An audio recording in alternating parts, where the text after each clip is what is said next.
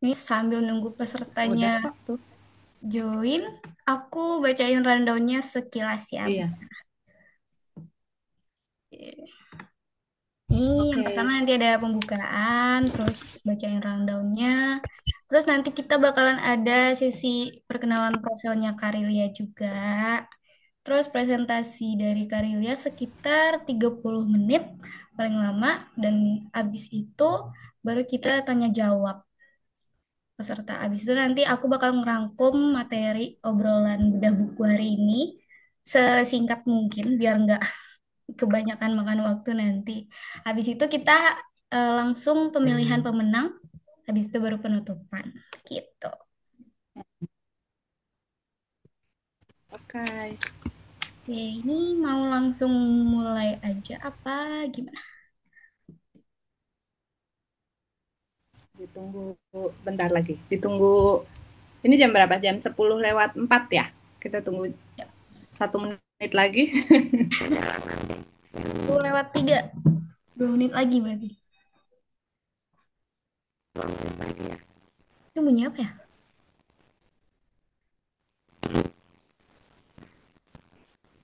Ada dengar bunyi kresek-kresek itu nggak, Bu? Iya, ada bunyi kresek-kresek. Iya kan?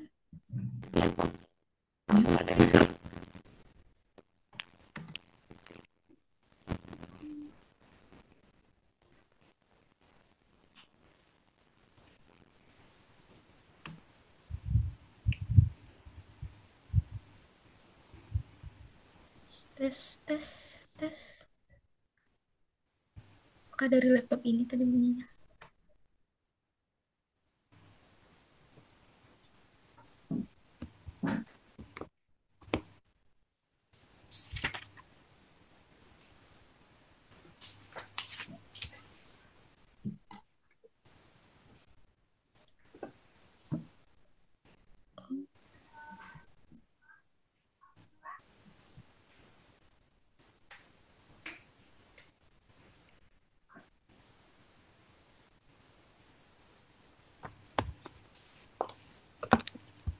Oke, kita mulai langsung aja ya, Bu ya. Boleh. Udah jam 10 lewat 5. Ya. Suara Bu Dewi nggak kedengeran? Apa? Oh, udah, Masa? udah, udah, udah, udah, udah. Sorry, sorry, sorry. Oke, aku langsung aja ya. Perkenalan diri dulu kali ya. Kalau nggak kenal nanti. Nggak asik. Nggak sayang. Soalnya kalau dibilang nggak sayang, aku ada yang sayang. Gimana? Yelah. Aku udah ada yang sayang. Gimana dong? Kedua orang tuamu ya udah Ya, pasti itu. betul. Oke, kenalin. Aku Acil, sosial media spesialisnya Stila Tobuk. Dan hari ini aku jadi host di webinar No More Money Stress, ya kan? Dan buku ini ditulis oleh Kak Rilia Putri. Nah, aku bacain sekilas buku profilnya Kak Rilia. Ternyata Kak Rilia ini udah bergelut di dunia akuntansi, keuangan dan perpajakan itu selama 20 tahun. Udah nggak diraguin lagi ya. Mantap. Udah nggak diraguin Ya. lagi nih pendalaman soal akuntansinya Kak Rilia. Dan Kak Rilia Udah tua, Mbak juga Cil. lulusan sarjana akuntansi dan pemegang gelar profesi akuntan dari UI. Terus juga menyelesaikan studi magisternya di bidang ekonomi syariah. Karilia juga punya sertifikasi profesi banyak banget ini. Ada CA, ada CPA, CFE, dan juga CFP. Nah, awal mula karirnya Kak Rilia ternyata itu dari tahun 2005. 2005 aku baru umur 4 tahun, Karilia udah mulai karir profesional. Oh my God. Itu karir pertamanya dimulai sebagai Itu apa udah tuh? tua artinya Mbak Cil. Tapi nggak kelihatan Senior. temannya. Tua di ininya kali ya, profesor di profesionalnya kali ya, tuh di bagian profesional. Jadi eh, sebagai auditor di beberapa kantor akuntan publik, termasuk salah satunya firma akuntansi terbesar di dunia. Hmm, keren banget sih. Terus habis itu tahun 2023 Karilia memutuskan untuk mengundurkan diri dari pekerjaan dan fokus pada keluarga karena juga pengen nih fleksibilitas untuk pekerjaannya. Nah, jadi nggak cuman menjalani peran sebagai istri dan ibu dari tiga anak, Kak Ardelia juga jadi seorang apa ya? eh, Kak, apa sih istilahnya sekarang nih?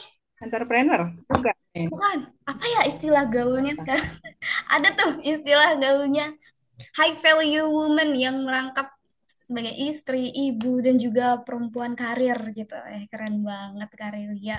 Bisa ya di bagi kayak gitu. Apa nggak pusing nggak? Apa nggak pusing kakak itu? Tapi keren banget sih ini. Habis itu selain tiga hal tadi, Karilia ternyata juga pendiri Askal Official sebagai sebuah bisnis fashion online dan juga Akuntanpedia, platform edukasi yang berfokus pada akuntansi, keuangan, dan perpajakan.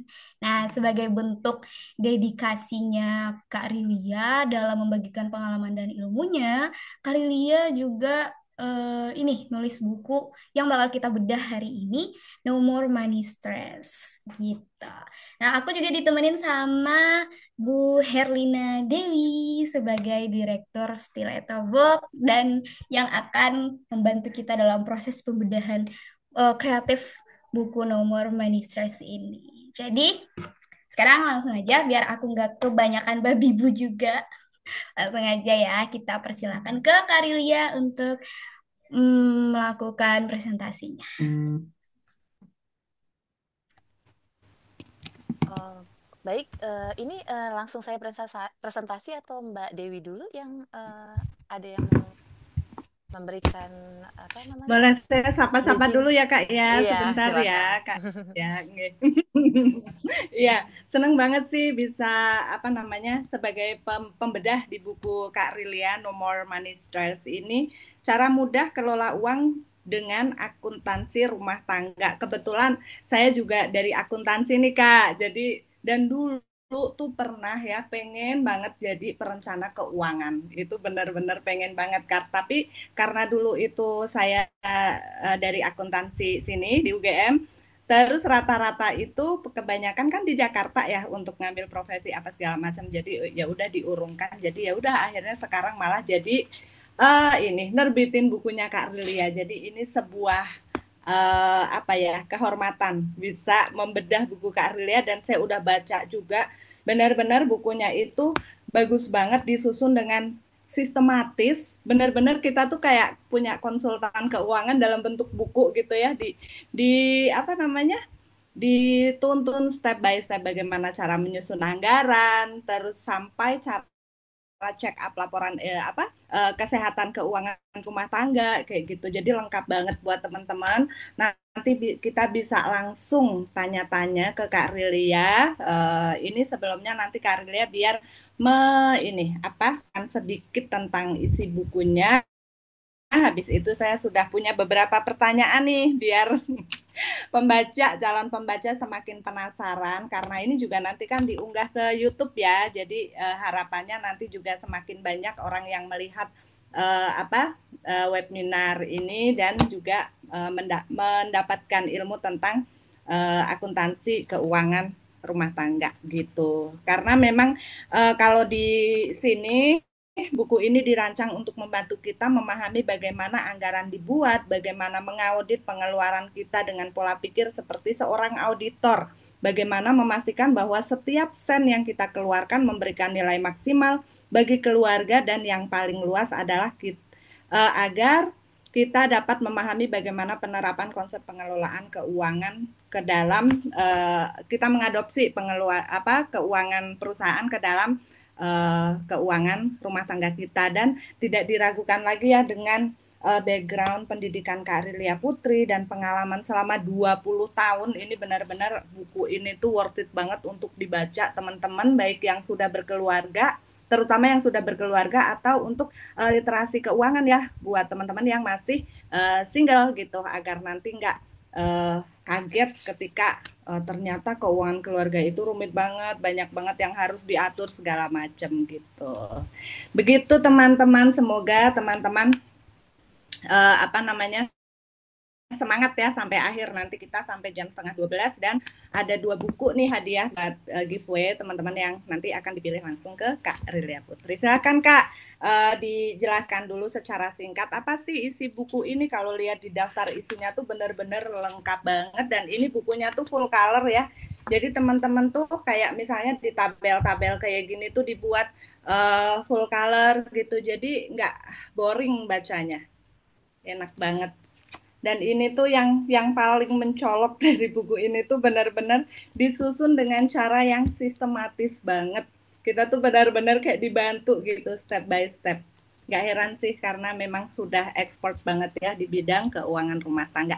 Silahkan Kak Rilia Putri untuk cerita sedikit nih tentang apa sih isi buku ini Kak. Baik, sebelumnya saya sapa dulu Iya, ya, kakak-kakak di sini. Assalamualaikum warahmatullahi iya. wabarakatuh. Selamat pagi, kakak-kakak, ibu-ibu. Kalau ada bapak-bapak gitu ya.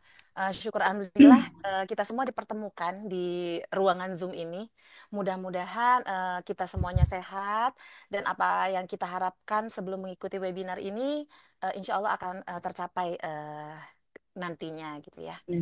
Makasih buat Bu Dewi, Mbak Acil, dan teman-teman lainnya yang sudah membantu dalam proses penerbitan buku saya gitu ya, hingga terlaksananya webinar ini. Jadi kalau boleh dijelaskan sedikit tentang buku, saya boleh ya bicara histori ya. Jadi saya itu kalau Iya, tadi Mbak silakan. Acil udah cerita, saya itu angkatan tua ya, kakak-kakak ya. Saya angkatan milenial awal gitu. Jadi saya bahkan mulai kuliah akuntansi angkatan 2000. Nggak tahu Mbak Dewi angkatan berapa tuh? Mirip Sama kita ya, keren Kakak. mirip kita ya, kita satu angkatan gitu ya.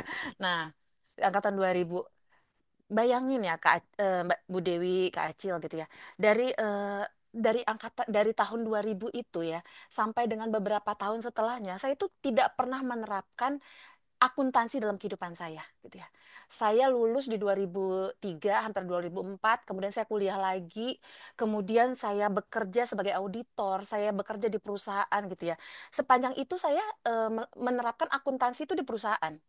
Saya membantu agar perusahaan itu mencapai tujuan keuangannya gitu ya. Saya membantu membuat anggaran. Saya bantu melakukan pencatatan. Saya mengevaluasi kondisi keuangan apa perusahaan. Tapi tidak pernah saya terapkan ke diri saya gitu kan.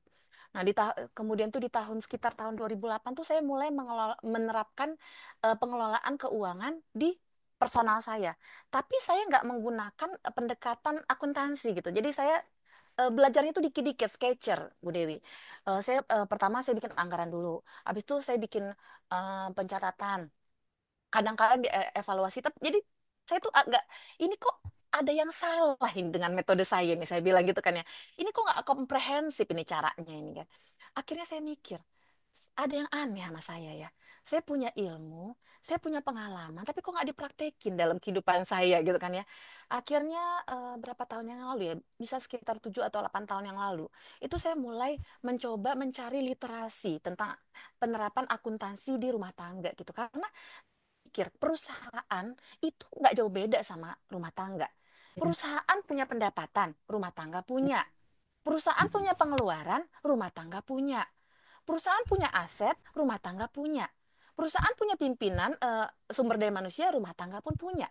Maka seharusnya kita bisa menerapkan dong ya hal yang bisa yang jelas-jelas berhasil di perusahaan kita terapkan di miniatur perusahaan yaitu rumah tangga gitu ya. Itulah akhirnya yang melandasi saya untuk mulai menyusun buku ini gitu. Walaupun di awal tuh ya lama ya, namanya juga saya masih bekerja full gitu dengan anak yang masih kecil-kecil. Apalagi kemudian saya melahirkan lagi anak ketiga gitu ya. Jadi banyak distraction gitu kan ya. Dan alhamdulillah akhirnya saya niatkan, ikhtiarkan di 2024 berhasil gitu. Jadi perjalanan buku ini tidak singkat, Mbak Dewi. Ini adalah seperti rangkuman dari kisah saya, mulai dari kuliah sampai dengan akhirnya buku ini terbit gitu ya. Jadi bagaimana saya berusaha untuk menerapkan pengelolaan keuangan untuk mencapai tujuan keuangan gitu ya, dengan mirroring, dengan mengadopsi metode yang ada di perusahaan yang kita terapkan di rumah tangga gitu. Itu sedikit ya Oh, tentang cerita tentang buku gitu. ya, oke. Oke, tuh sudah dikasih ini ya, apa sejarah latar belakang kenapa sih Kak Rilia menulis buku ini ternyata memang berawal dari kegelisahan sendiri ya, kegelisahan dari apa Kak Rilia sendiri, kenapa sih yang selama ini berkarir di dunia auditing, di dunia akuntansi keuangan di perusahaan, tapi malah di rumah tangga tidak di ini. Berarti ini belum begitu lama nih Kak Rilia menerapkan akuntansi rumah tangga dalam kehidupan pribadi. Jadi kalau menerapkan pengelolaan keuangan pribadi itu saya mulai dari kerja 2008 ya. Kerja 3 tahun lah, 2008. kerja sudah mulai mulai apa mulai stabil Ya, gitu ya. ya kan, Sudah sudah stabil gitu. Nah, tapi kalau menerapkan akuntansi rumah tangga ini sekitar 7 tahun yang lalu ya, mulai oh, mulai 7 tahun terakhir ini ya. tujuh tahun terakhir. Oke, iya. Oke. Terus setelah itu kan Kak Rilia mulai pengen menulis buku ini tujuannya apa tuh Kak? Saya ingin Kakak maksudnya pengen iya, kalau boleh ya, ini saya sebenarnya ingin ya, mengumpulkan pahala jariah kalau kita bicara ya, bicara bicara karena gini Kak Dewi, kita kan ada satu masa di mana yang namanya harta, yang namanya gaji, ya, yang namanya kesenangan dunia itu ada batasnya ya. Tapi ada satu masa kita ya. itu ingin berbuat untuk sesama. Nah, itu saya udah masuk ke batas itu Kak Dewi terus terang. Saya nggak muluk-muluk gitu ya, saya nggak muluk-muluk.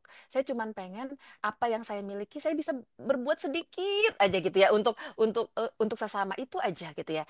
Walaupun kontribusinya misalnya menurut orang lain kurang, tapi saya ikhtiarkan untuk itu Kak Dewi. Ya.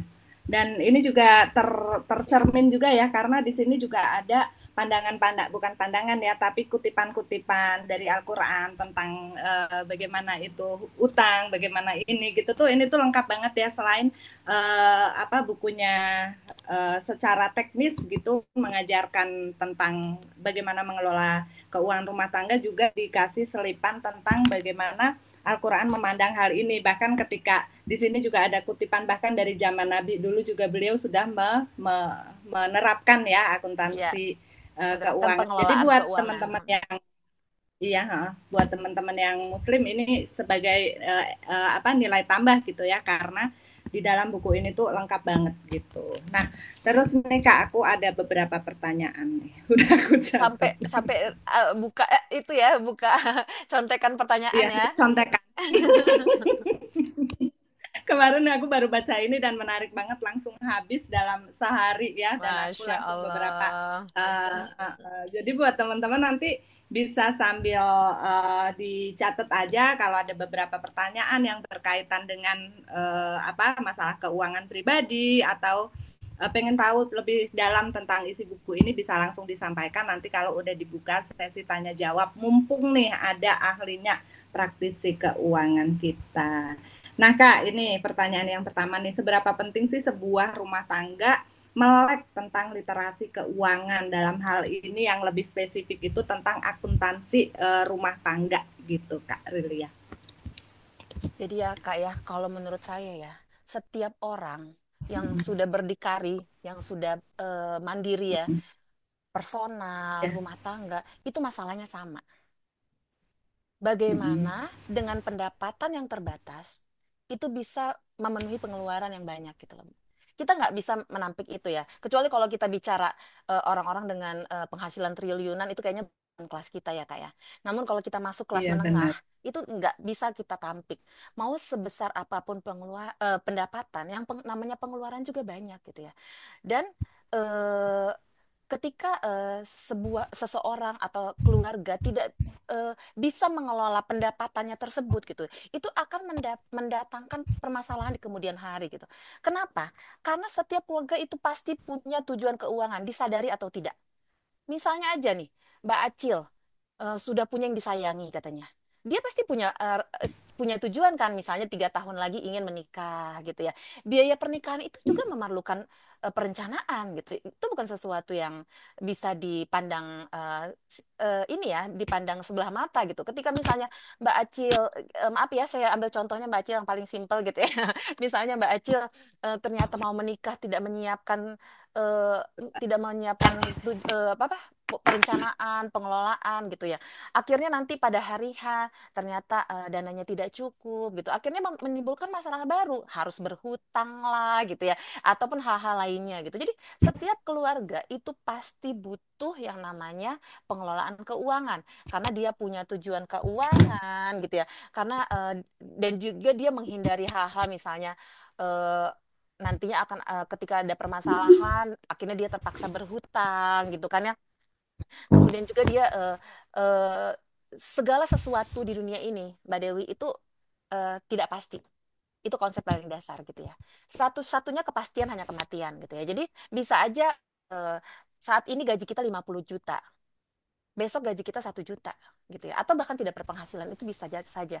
PNS yang digadang-gadang zaman dulu itu adalah apa namanya, pekerjaan teraman, nyatanya sekarang sedang mendapat sorotan gitu ya. Jadi tidak ada yang pasti. Makanya ketika keluarga, sebuah rumah tangga itu punya pendapatan, punya apapun itu harus dipersiapkan untuk kedepannya gitu kan ya.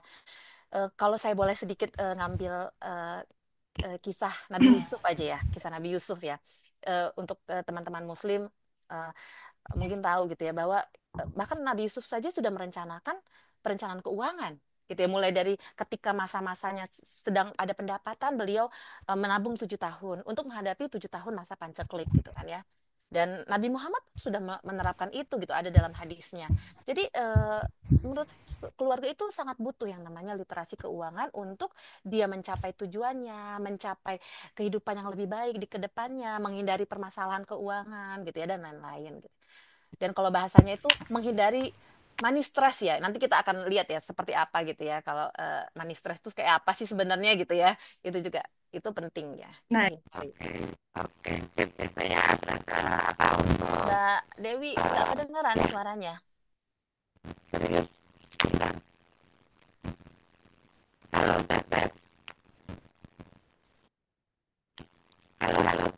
Iya, Kresek-kresek gitu Bu suaranya Bu. kresek dan tidak terdengar. Iya.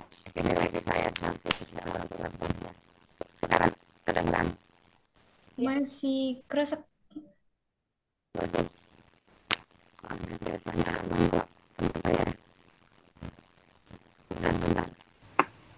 ini di mic-nya ini padahal nyala loh. Nah, udah. Gimana Kak? Udah, coba aku cas lagi. Udah, masih kedengeran. Oke, alhamdulillah. Sip. Baik. Nah, itu dia sudah disampaikan sama Kak Rilia.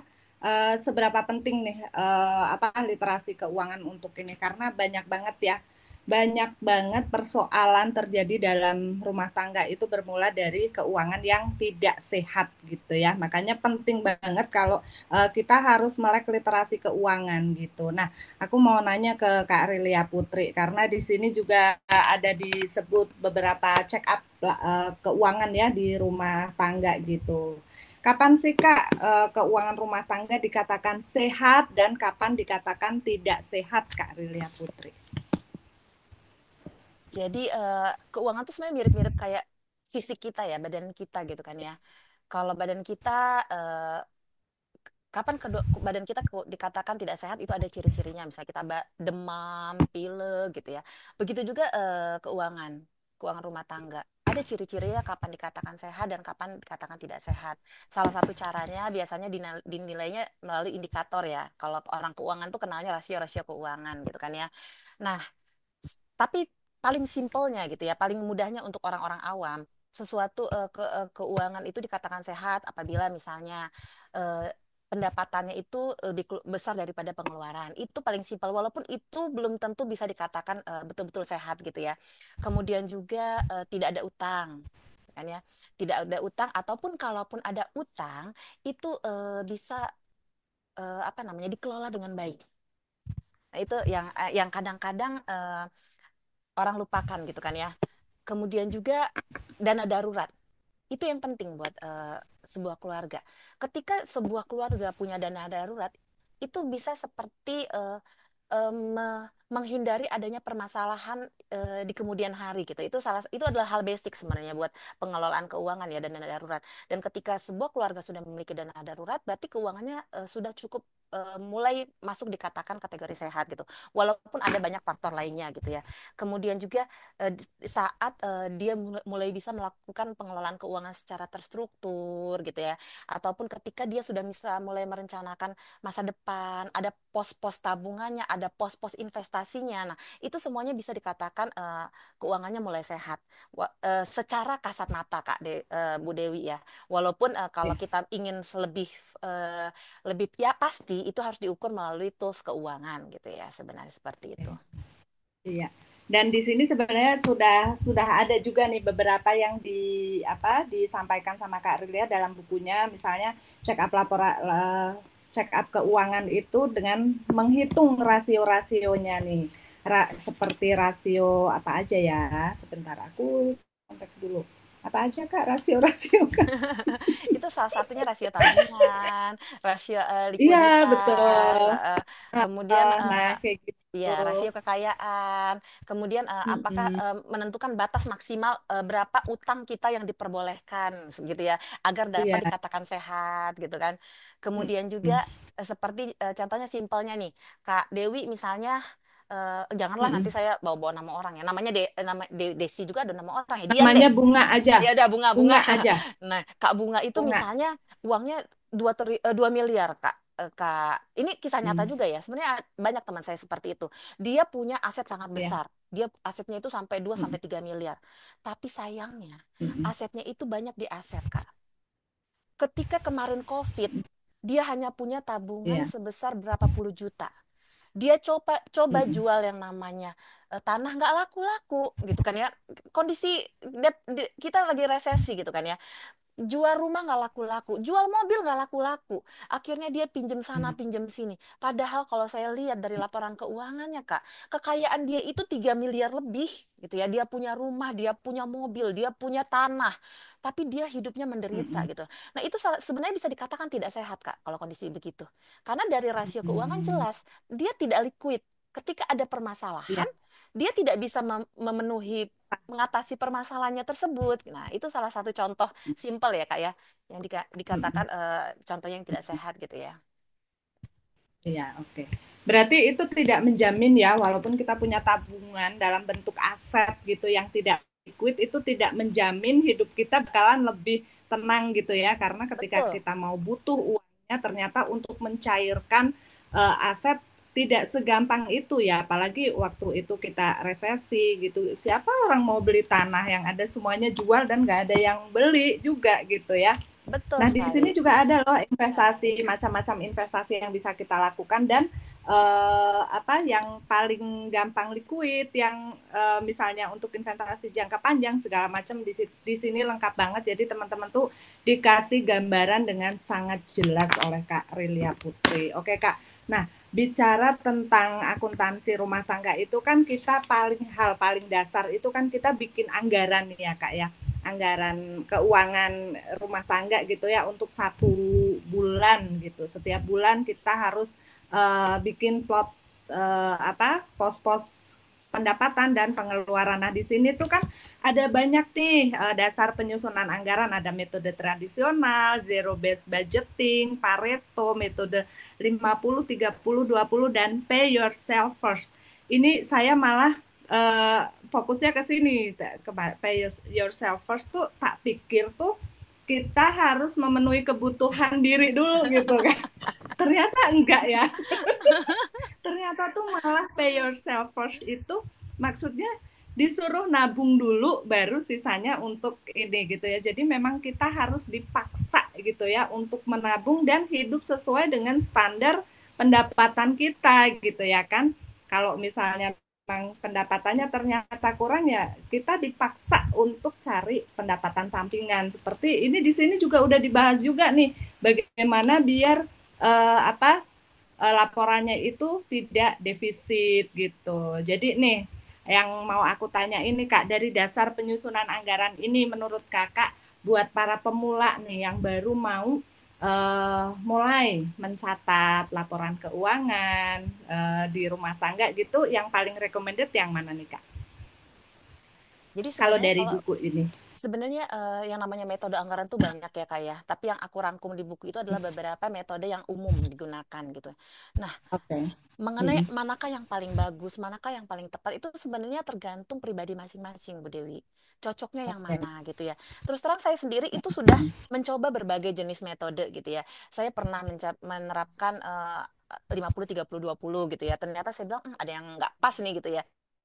Kemudian saya Ya. juga coba yang pay yourself first. Itu saya terapkan pertama justru ketika saya baru pertama-tama mengenal yang namanya pengelolaan keuangan. Saya paksa diri saya. Ya. Dan caranya gimana? Saya minta potong langsung dari gaji. Kan ada tuh ya Hmm. seperti misalnya saya berinvestasi di reksadana gitu. Saya minta mereka langsung potong bulanan, beberapa bahkan. Hmm. Beberapa langsung potong berapa. Dan jadi saya merasa pendapatan saya itu cuma segitu gitu. Gitu ya. Karena kan Hmm. itu cocok Oh iya untuk benar ya.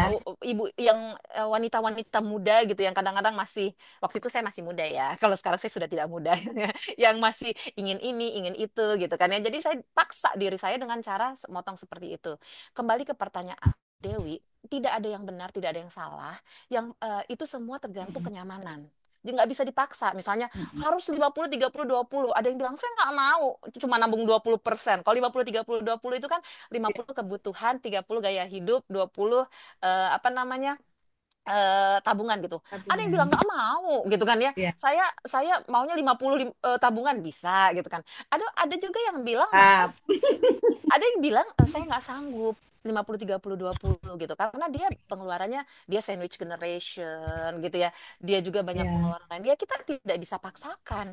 Itu kondisi setiap orang berbeda-beda. Nah, itu disesuaikan dengan Ya. kondisi dan kenyamanan pribadi gitu, Mbak Dewi. Tapi memang kalau memang Oke. masih bingung gitu ya, masih bingung, mungkin coba untuk tahap awal kakak-kakak catat pengeluaran misalnya bulan kemarin catat, nanti untuk bulan depannya berkiblat pada catatan itu gitu. Jadi kakak bikin Oke. kategori misalnya yang masuk pengeluaran makanan berapa, misalnya 5 juta gitu kan ya, transportasi berapa. Nah, kakak lihat catatan itu, Mm-mm. bulan depannya kakak berdasarkan itu dipraktekin lagi gitu kan ya. Terus kakak lihat, oh ini kayaknya kebanyakan nih, bisa disesuaikan semuanya gitu ya. Kakak bisa bilang, oh, ini kebanyakan nih apa alokasi untuk makan saya bisa cuma 2 juta gitu. Nah, itu bisa kelihatan dari seperti itu, Bu Dewi ya. Oke. Oke, sip.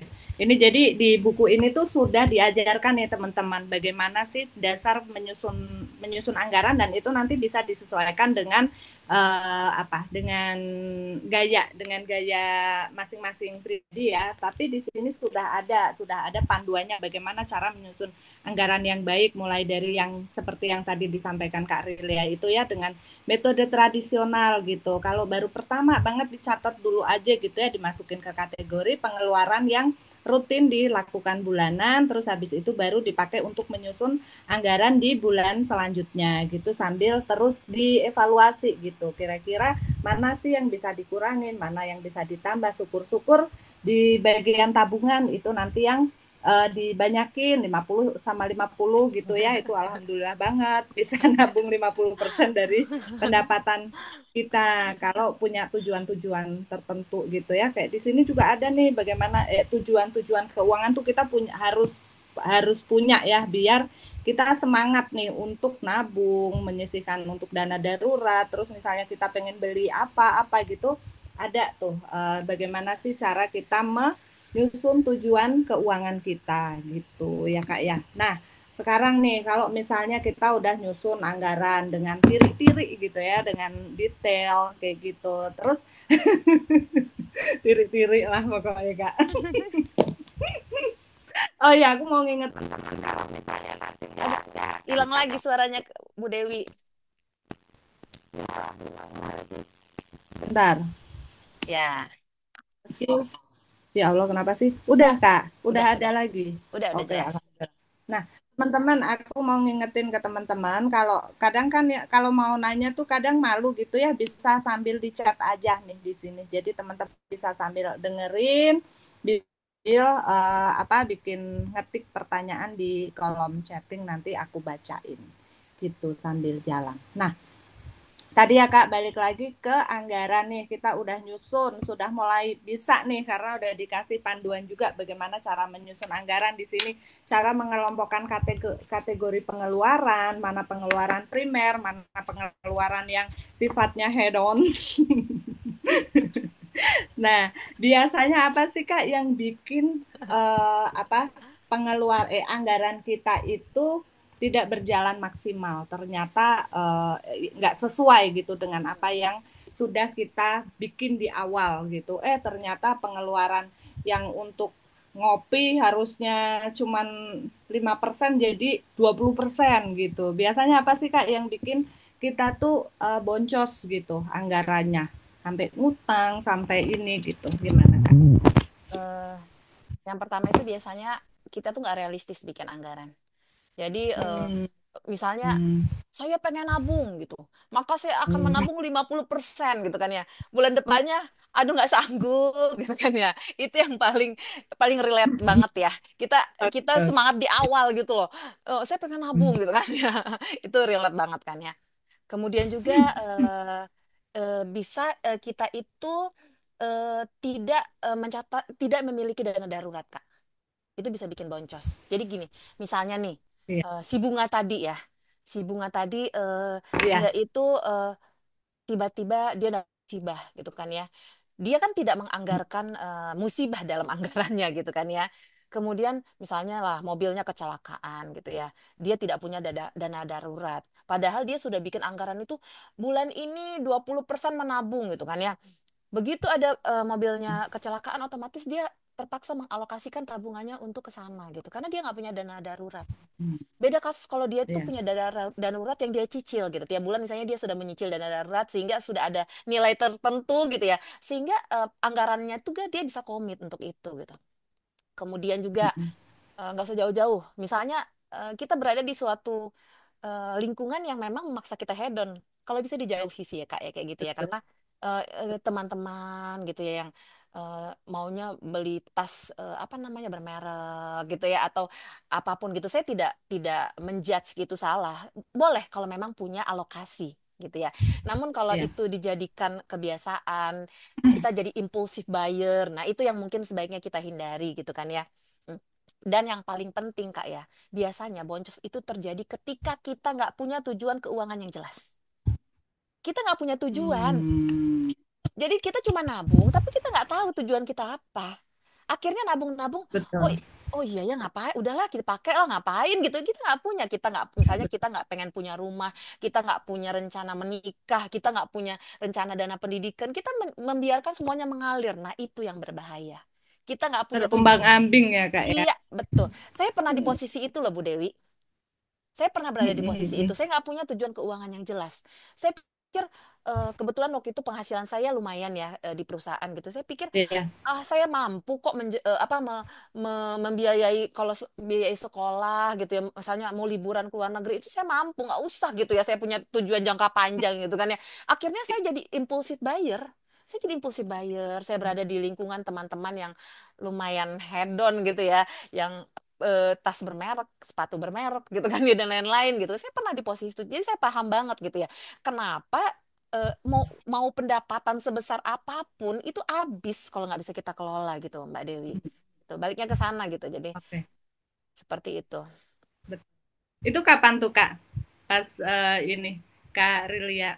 Maksudnya udah menikah atau pas masih Sudah single? menikah, sudah menikah. Wah, Udah menikah apalagi ya. masih single itu udah pasti nggak jelas itu kemana. Saya dulu Mbak Dewi auditor. Tahu kan ya kalau auditor itu saya pergi Iya, pagi pulang subuh. Bukan pulang malam ya, pulang subuh. iya, Otomatis tabungan saya tuh banyak dari hasil lemburan, dari hasil gaji gitu ya, nggak kepake. iya, Begitu ada waktu untuk kosong, itu kan bisa saya Sabtu Minggu kerja juga. Nah begitu satu hari kosong, itu iya, saya nggak jelas beli apa aja Bu Dewi. Saya pergi, iya, itu iya nggak benar. jelas beli apa aja. Tentengan. Habis itu uang saya nggak habis buat apa aja gitu kan ya. Itu waktu saya masih zaman sesat ya. Nah, saya tidak ingin ya itu terulang di orang-orang yang saya kenal gitu ya. Sayang gitu ya, sayang menyia-nyiakan masa-masa di mana kita produktif gitu loh Bu Dewi ya. Berkedok self reward ya Kak ya. Ih, Padahal itu banget. nanti Nggak ada gunanya. Ya sesekali nggak apa-apa ya, asal nggak itu Betul. impulsif buying. Sesekali Ternyata boleh betul ya, punya dengan alokasi, Kak. Itu tujuan. boleh. Betul. Ada ya alokasi untuk self reward. Itu masuknya ke apa tuh Kak? Yang apa? Kalau di anggaran itu Kalau misalnya mau pakai anggaran 50 untuk 30 20 misalnya, itu masuk 30% bisa, Kak. Kalau memang ini tiga atau puluh ya persen untuk membiayai hidup iya gitu. itu Biar tuh metode semangat juga yang 50 kerjanya ya Kak. 30 20. Iya. Ya misalnya ya Iya, untuk kalangan-kalangan betul. Gen Z gitu kan. Itu abisnya dari tadi Mbak Acil senyum-senyum loh, Bu Dewi doh. Itu saya nggak tahu apakah ada yang Iya, ya. tersetet atau gimana gitu ya. Aku kena banget yang di bagian berkedok Kena self reward. self reward ya. Berkedok itu ya. Tapi Iya, nggak apa-apa apalagi sebenarnya asal apalagi udah soal puas dengan anggaran. berkopi-kopian gitu. Silakan Kak Acil kalau sekalian mau nanya diketik aja tuh kamu. Mbak Dewi, satu lagi yang bisa anggaran boncos. Sering terlupa. Kalau Iya, sama pengeluaran-pengeluaran kecil. Jadi misalnya nih, beli iya, kopi, terus nggak dicatat. benar. Terus abis itu beli Hmm, apa kecil-kecil. Lama-lama pas akhir bulan kita bingung. Pendapatan saya misalnya 10 juta. hmm. Di catatan saya pengeluaran Iya, 7 juta. 3 jutanya kemana? Nah itu beli yang kecil-kecil itu nggak dicatat. Kesannya kecil gitu kan ya. kopi 25 Mm, kali 30 hari ya kan, iya. itu udah hampir 1 juta sendiri tuh. Iya. Belum yang Benar-benar emang lain-lain. harus dilicak. Tadi ya ternyata tujuan apa namanya kalau kita nggak punya tujuan itu ya mau hidup mau keuangan gitu tuh kita jadi kayak nggak ada apa ya nggak ada kompas ya yang akan mengarahkan Betul. kita ke sana gitu penting banget dan itu aku setuju banget karena aku juga ini apa namanya ya menerapkan itu gitu ketika kita punya tujuan nih pengen apa gitu tuh benar-benar kita jadi fokus gitu bahkan ketika kita pengen tujuannya pengen segera tercapai gitu oh berarti aku harus kerja lebih keras aku harus nyari pendapatan sampingan atau apa gitu ya karena memang Betul. tujuan itu yang menjadi goal kita dan itu penting banget untuk kita ini kita mau punya pendapatan sebanyak apapun kalau kita nggak punya tujuan keuangan ya itu habis nggak jelas gitu ya buat apa gitu beli baju yang sampai setahun masih ada labelnya di lemari gitu karena Bin, binder. impulsif gitu. Binder saya. Binder, binder. Binder. Saya pernah. Ya maksudnya saya melakukan itu sering banget dulu ya. Baju tiba-tiba pas dicek, hah? Kapan saya beli baju ini gitu kan ya. Terus Ya, tas gitu kan ya. Yang ya itu sesuatu yang ya itu impulsif buyer ya. Mama-mama itu sering jadi impulsif buyer ya. Itu dengan berkedok self iya, reward. betul, betul. Oke, tuh ya tadi sudah disampaikan juga oleh Kak Rilian nih teman-teman bisa sambil tanya-tanya ya nanti aku mulai bacain satu persatu. Ini aku masih ada beberapa pertanyaan lagi nih untuk mengulik nih biar teman-teman semakin gambaran banyak tentang isi buku ini dan semakin semangat tentunya untuk mulai teratur ya mengelola keuangan pribadi dan keluarga gitu. Nah, ini tadi nyambung ke pergaulan hedon nih Kak. Karena itu tuh mama banget kalau udah masuk ke grup Nah, pasti ada hilang ya lagi. dua temen. Hah? Sempat hilang. Hilang lagi. Tapi udah Ya enggak. Allah. Sekarang udah oke, Udah. udah oke. Nah, Pergaulan hedon ya Kak ya. Kalau Kak Rilia tadi sarannya dijauhin gitu ya. salah satu cara. Tapi agak susah loh itu Kak. Iya, betul. Itu susah sih memang. Ya kita nggak bisa ya Iya kan? pertemanan kita gitu ya, Kak Ya. Dewi ya. Nah itu berarti gimana nih caranya membetengi diri gitu loh biar nggak ikut-ikutan kayak gitu kadang kadang ya aku mohon maaf ya sering mikir juga misalnya dia maksudnya kan kita juga manusiawi yang ngelihat ih tasnya baru lagi ih ini gitu terus kadang pengen kan gitu cuman kalau aku alhamdulillah bisa gitu ya membetengi diri untuk udahlah ini aja juga masih bisa ini gitu ya nah itu gimana sih biar kita punya apa ya kemantapan hati biar tidak terseret ke tidak kebawa gitu loh Pada karena lembah, kalau lembah. lembah pergaulan hedon ini buat emak-emak soalnya tuh relate banget ya kita di lingkungan teman-teman gitu yang bukan grup arisan juga ya. Misalnya kita mau apa ngumpul nih sama teman-teman yang satu kelas anak-anak, kadang ada parents meeting atau apa gitu, terus ngelihat teman-teman pengen ikutan gitu, gimana sih Kak biar kita tidak kebawa arus gitu dan nggak ya itu jadi impulsif buying itu, kayaknya kembali lagi ke tujuan itu Kak, Iya, betul. ya nggak sih? Yang paling penting tuh tujuan sih, Kak. Kalau saya tuh salah Tujuan. satunya itu saya paksakan diri saya tuh punya tujuan gitu. Saya nggak bohong, Mbak Dewi. Saya pun kadang-kadang misalnya kalau ih bagus ya, namanya juga cewek ya, gitu kan ya. Iya Ih betul. pengen gitu. Tapi saya bilang penting nggak sih? Saya balikin ke diri saya penting nggak ya, gitu ya. Oke. Saya kan punya tujuan ini. Fokus. Kayak saya selalu begitu, fokus gitu. Terus saya bahkan kalau saya udah hampir nggak ketahan, saya buka tuh catatan saya. Bulan ini Oke. sejauh mana saya mengevaluasi keuangan saya gitu ya. Saya evaluasi pencatatan saya. Sudah sejauh mana? Saya bilang, "Wah, udah hampir over nih. Cukup gitu. Jangan yang aneh-aneh gitu." Jadi saya berusaha untuk mengingatkan diri saya terus gitu ya, Bu Dewi ya. Saya ingatkan dengan tujuan. Saya berusaha untuk komit gitu kan ya. Nggak usah sebenarnya gini ya Mbak. Dulu saya ingat banget saya sering sih berada di posisi itu. Kayak lingkungan saya kan dulu ya ya itulah ya Bu ya, yang gonta-ganti mobil gitu ya, percaya nggak Mbak Dewi ya, saya itu punya prinsip untuk yang sifatnya konsumtif, kami itu tidak mau berhutang, misalnya beli mobil gitu ya, beli apa gitu. Hmm. Jadi saya ingat banget yang namanya mobil saya itu. Kebetulan kan mobilnya beda sama mobil suami ya. Saya tuh cuma suka mobil kecil. Jadi saya nggak mau pakai mobil yang besar gitu kan ya. Mobil itu tuh udah kayak meledus banget ya. Saya tuh sampai dihina-dina sama teman-teman ya. Li, Li katanya. Gak susah amat sih beli mobil gitu kan ya. Kamu kayak orang susah aja gitu. Dan saya kekeh nggak mau Bu ya. Sampai saya jual itu di tahun ke-12 mobil saya. Terus terang. Saya pakai aja itu mobil. Meskipun ada yang menghina, saya nggak peduli ya. Karena saya pikir itu bukan sesuatu Iya yang betul. penting gitu ya.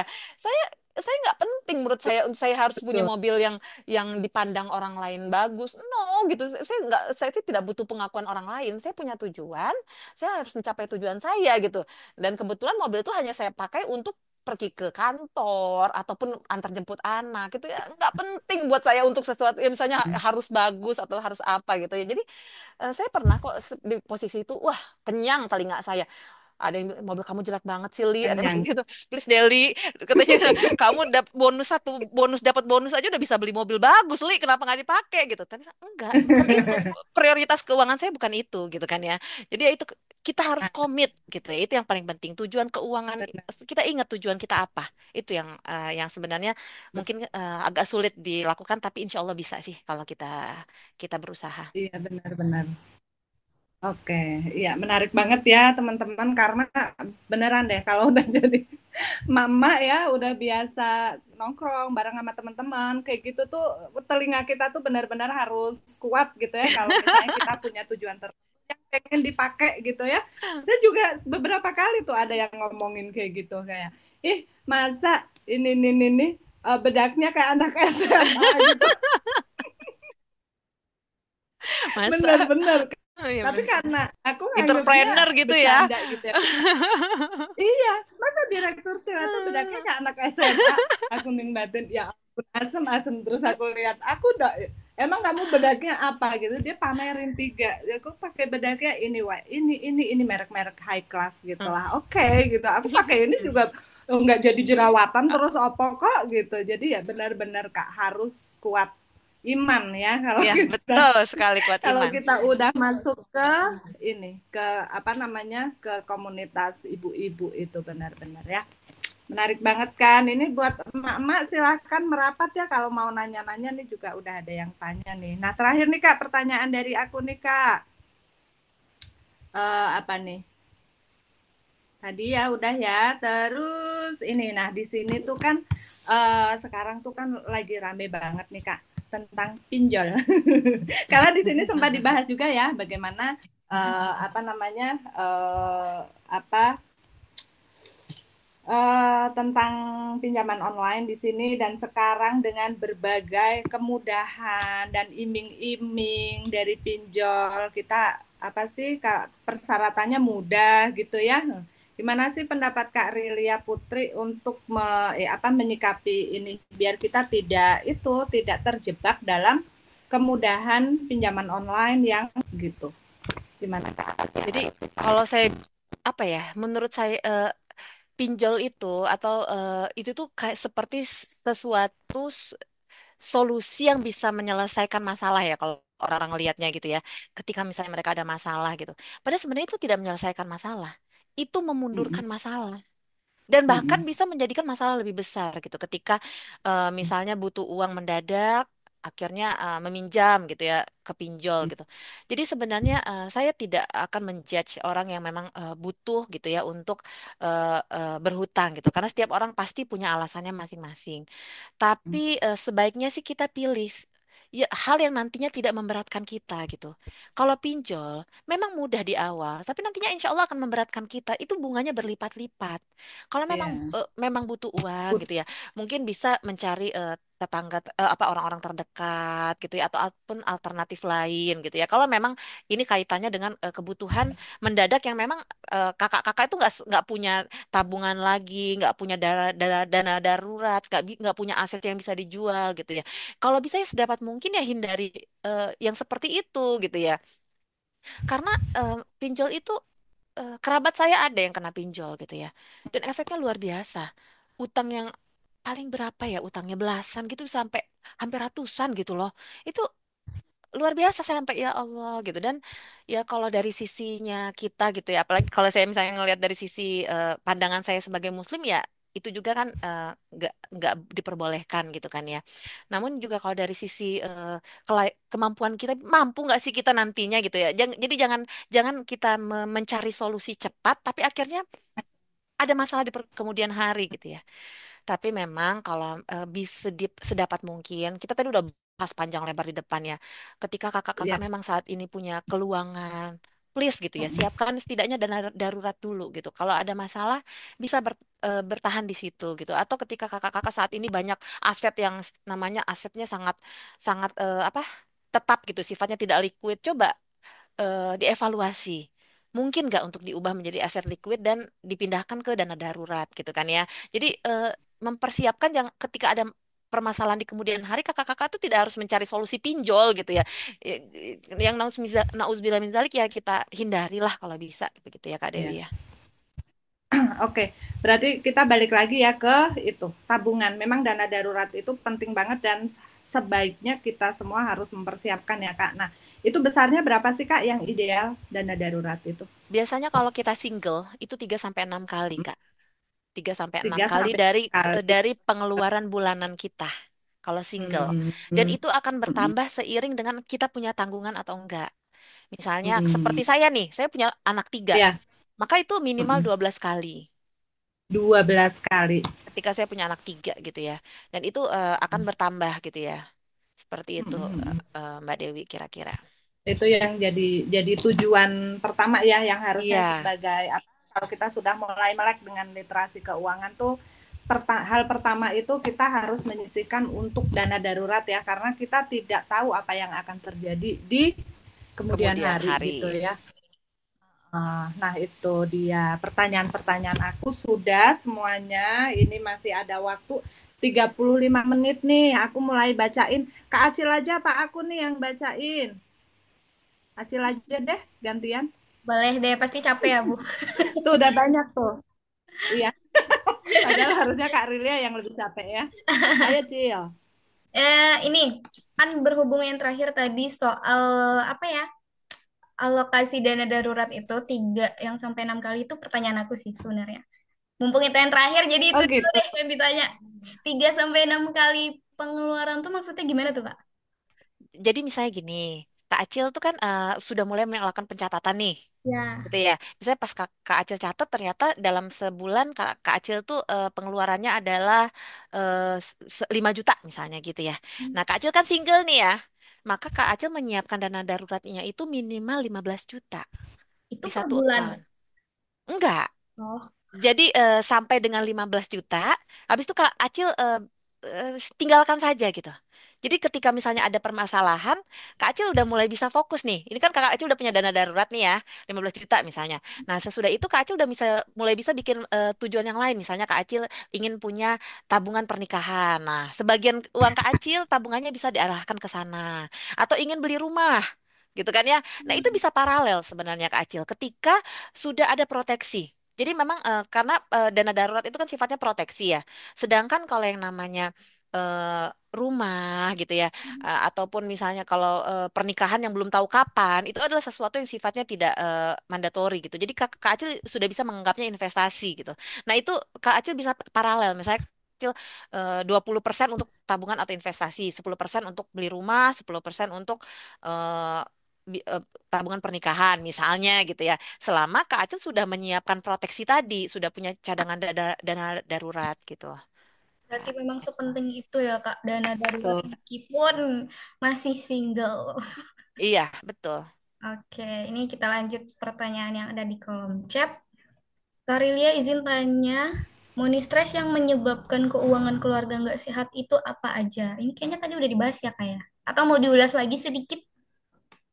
eh Ya Pak, kalau gini deh, manis stres itu kan contohnya ketika misalnya gini deh, kita pertanyakan ke diri kita ya, eh, pernah nggak sih kita itu selalu deg-degan gitu ya, selalu deg-degan pada saat menerima tagihan gitu ya. Mhm. Pernah nggak sih kita itu tiap bulan itu nungguin kapan ya gajiannya ini kok nggak datang-datang gitu kan ya. Nah, kita tuh benar-benar hidup dari eh, gaji ke gaji gitu kan ya. Terus bahkan ada teman saya ya, dia tuh mau ngelihat tabungannya dia nggak berani deg-degan gitu kan ya, karena dia stres tabungannya tuh nol gitu kan ya. Nah, atau dia bahkan sama suaminya berantem terus. Nah, ketika kita berada di fase itu, berarti kita sudah ada yang namanya money stress. Kita sudah mengalami stres keuangan. Dan itu harus segera ditemukan solusinya. Ketika misalnya ada yang bertanya, solusinya cuma satu, nambah pendapatan gitu kan ya. Saya kurang sepakat kalau ada yang berkata seperti itu gitu. Karena tadi sudah kita bahas, mau sebesar apapun pendapatan kita, kalau nggak ada pengelolaan keuangan itu habis gitu ya. Mau tahu contohnya ya, public figure ya. Contohnya deh, eh Mike Tyson, Tessa, Nicolas Cage, itu orang-orang yang di akhir hidup mereka mereka bangkrut.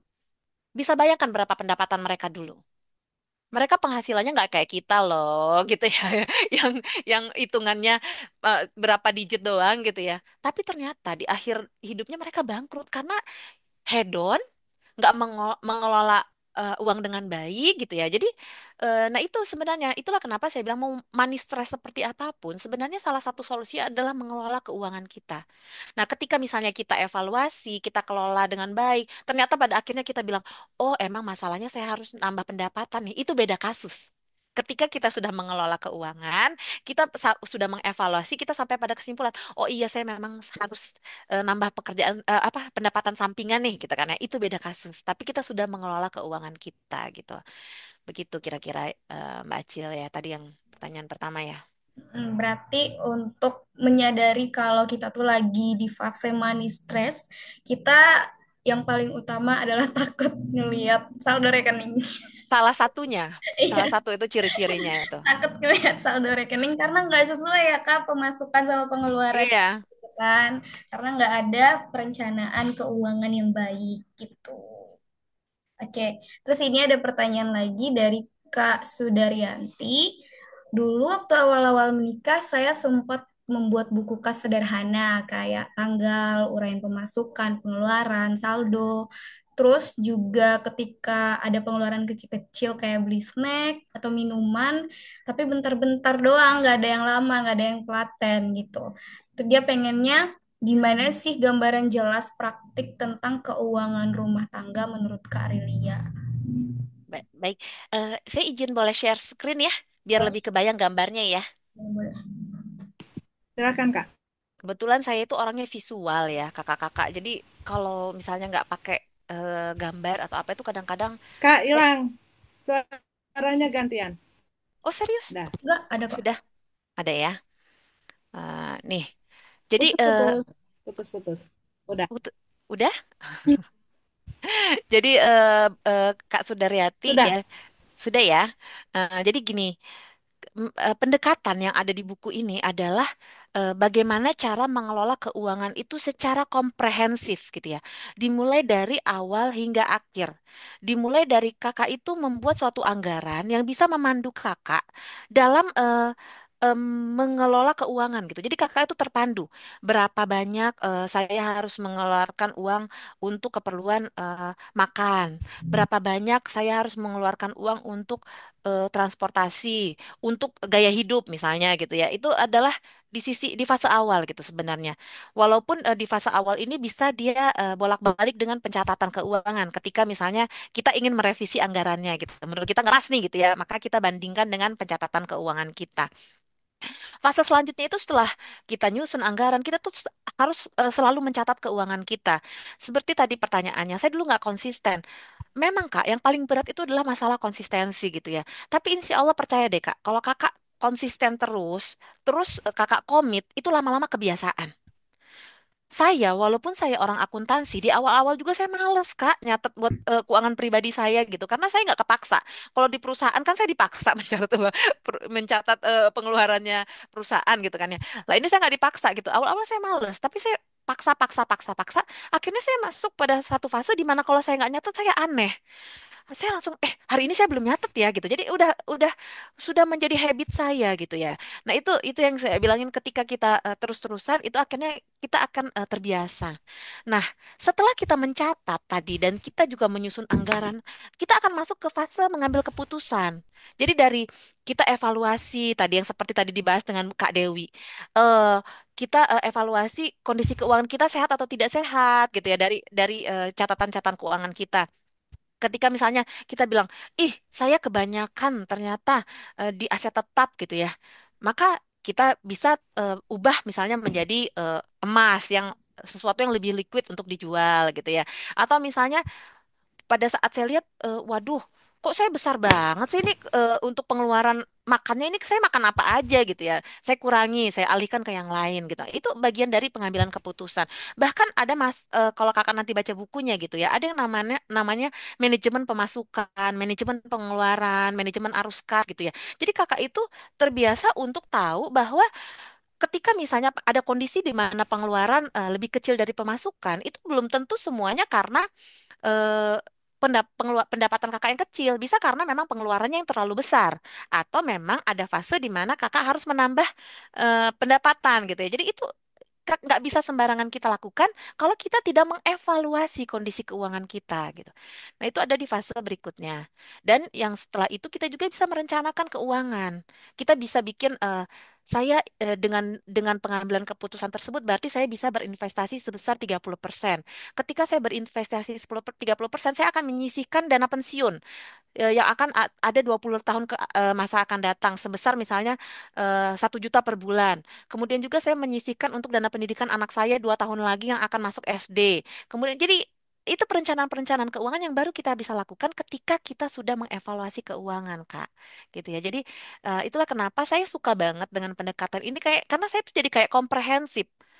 Yang tadinya saya cuman parsial, jadi saya kebayang, oh iya gitu ya. Saya bisa menerapkan secara lebih komprehensif gitu ya. Jadi kalau misalnya ini budgeting, ini tadi sudah kita bahas nih. Pengambilan keputusan tuh ada manajemen pendapatan, pengeluaran, bahkan ada manajemen pajak ya Kak ya. Jadi kita meminimalkan pajak dengan cara-cara yang legal gitu kan ya. Nah itu bisa gitu. Contohnya misalnya ketika Kakak punya SPT yang terpisah, NPWP yang terpisah antara Kakak dengan suami gitu ya.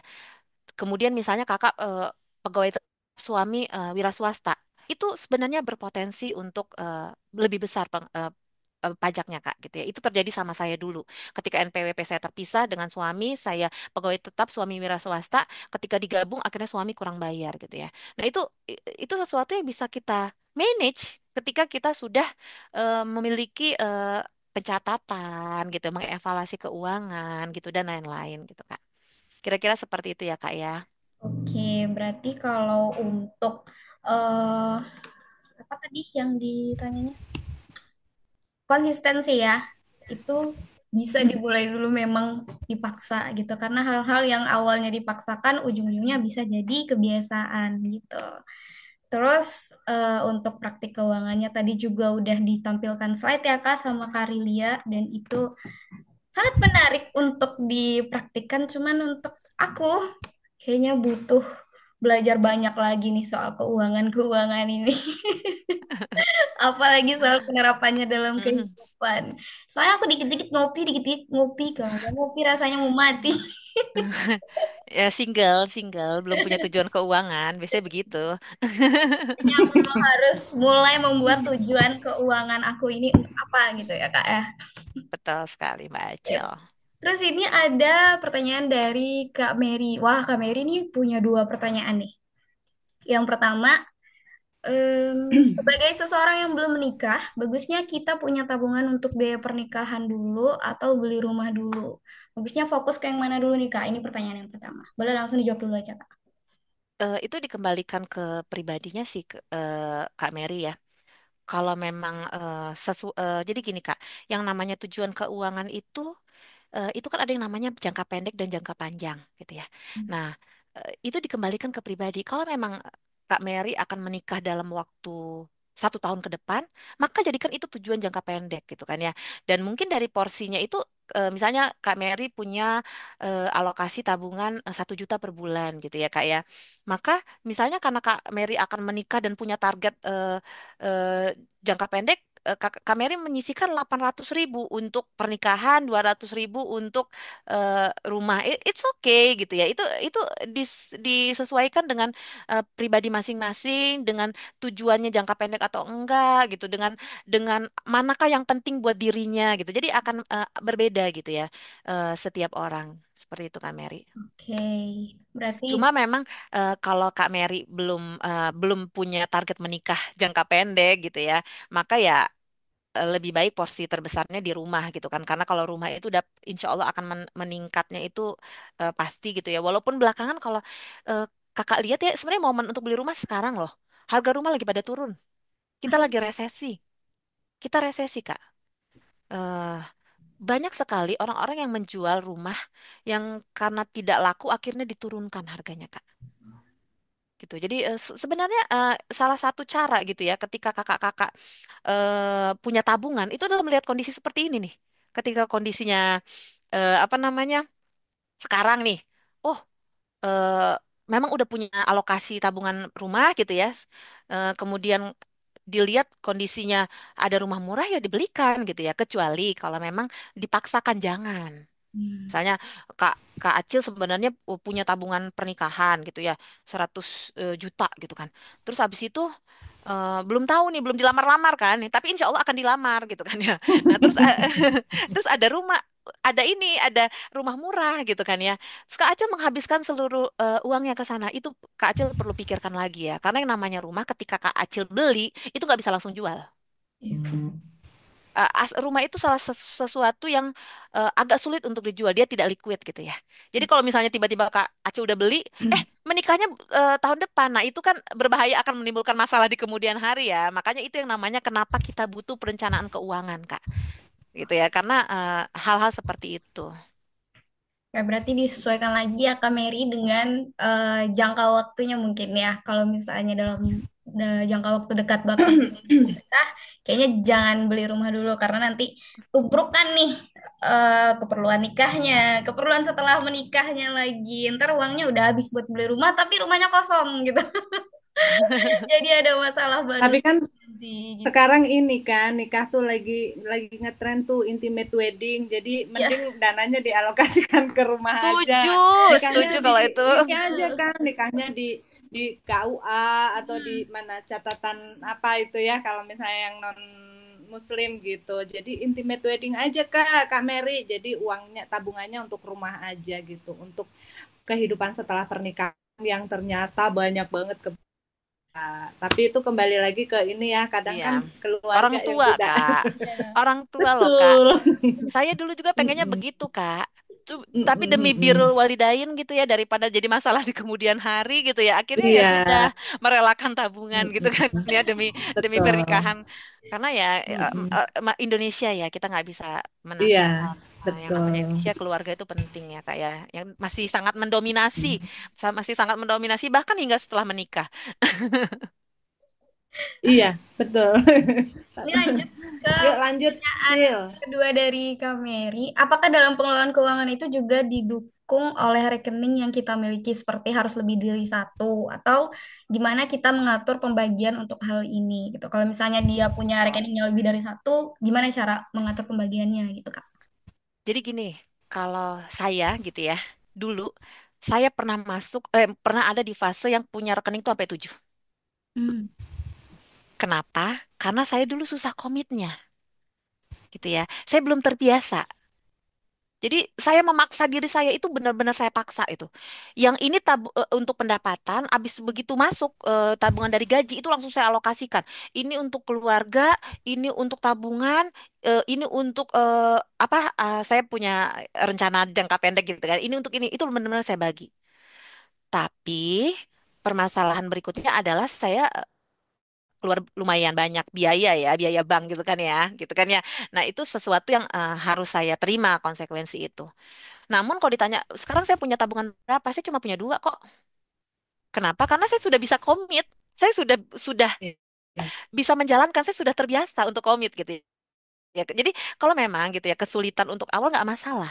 Kakak-kakak ya misalnya mengorbankan sedikit biaya administrasi bank gitu ya untuk membuat kita itu terbiasa bahwa sedikit uang yang kita miliki di bank sebenarnya ya. Yang sisanya itu sudah ada alokasinya gitu kan ya. Jadi itu dulu digunakan, nanti baru lama-lama berkurang gitu. It's okay gitu, itu tergantung. Jadi jangan memaksakan sesuatu. Seperti Mbak Acil yang suka ngopi, terus tiba-tiba nggak ngopi gitu ya, itu nggak mungkin. Segala sesuatu tuh butuh proses gitu ya. Segala itu butuh proses. Mungkin awalnya Jadi, Mbak Acil uh-uh. ngopi, Jadi Mbak Acil sebaiknya ngopinya berapa ngopi kelas mahal gitu ya. Sebaiknya berapa rekening? Disesuaikan dengan Mm-mm. dirinya masing-masing, Bu Dewi gitu ya. Oke. Kalau misalnya Mm-mm. seperti saya tuh sebenarnya saya tuh punya 2. Kalau untuk yang personal gitu, tapi saya memisahkan Oke. untuk yang bisnis gitu. Udah pasti ya kalau bisnis saya pisahkan ya. Iya. Tapi untuk yang personal saya cuma Mm-mm. punya 2 Kak. Pendapatan, gaji gitu ya. Iya. Yang biasanya itu saya gunakan untuk operasional bulanan gitu kan ya. Kemudian juga Mm-mm. yang dari suami gitu saya masukin sini. Tapi satu lagi adalah tabungan. Nah, tabungan itu Tabungan. Oke. benar-benar tabungan dan investasi. Yang saya sebenarnya punya catatannya. Misalnya 1 juta gitu ya. Saya punya 200.000 buat ini, 200.000 buat ini, 200.000 buat ini gitu. Jadi karena memang saya sudah komit gitu Mm, ya. Saya udah tahu untuk apa gitu iya. lokasinya. Oke. Berarti Berarti dua ya, yang satu untuk operasional, yang satu untuk tabungan. Sederhananya seperti itu ya, Kak ya. Iya, walaupun disesuaikan dengan masing-masing orang ya, Kak Dewi ya. Iya. terus ini kita lanjut ke Yuk lanjut. pertanyaan selanjutnya dari Karuri. Ibu saya zaman dulu pakai sistem amplop pisah-pisah untuk atur keuangan keluarga. Zaman sekarang apa sebetulnya masih cocok ya? Bukan masalah suka atau enggak, tapi sebetulnya metode amplop itu masih bagus enggak untuk generasi sekarang? Kalau menurut Karilia gimana? Jadi kalau dibilangin metode amplop itu sebenarnya salah satu metode anggaran, Bu Ruri ya. Envelope budget gitu ya. Eh, Kalau kita bicara yang metode konvensional yang benar-benar pakai amplop, kalau saya lihat sebenarnya agak sulit dilakukan di masa sekarang di mana cashless ya. Sekarang ini dominan cashless. Jadi ketika misalnya Bu Ruri sudah memisahkan misalnya untuk beli sehari-hari untuk beli makanan segini, untuk belanja segini, untuk ini segini pakai uang kas, ternyata sampai di sana mereka bilang cashless gitu. Itu kan repot ya. Nah, kecuali kalau misalnya seperti ada beberapa bank online gitu yang mereka memberikan fasilitas metode amplop seperti itu ada Bu Ruri. Jadi mereka misalnya ada seperti folder-folder atau rekening-rekening seperti bayangan gitu ya. Jadi yang ini untuk pengeluaran apa, ini untuk ini gitu. Itu menurut saya lebih lebih bisa diterapkan untuk metode yang cashless gitu ya. Ya, namun ya itu kembali sih menurut saya kalau memang tipe orangnya adalah tipe orang yang harus dipaksa seperti metode amplop ya, mungkin ada baiknya Bu Ruri dipetakan mana memang yang menggunakan pengeluaran yang masih menggunakan uang eh, fisik gitu ya, mana yang harus pakai cashless. gitu ya. Nah, uang fisik mungkin Bu Ruri bisa pakai metode amplop gitu.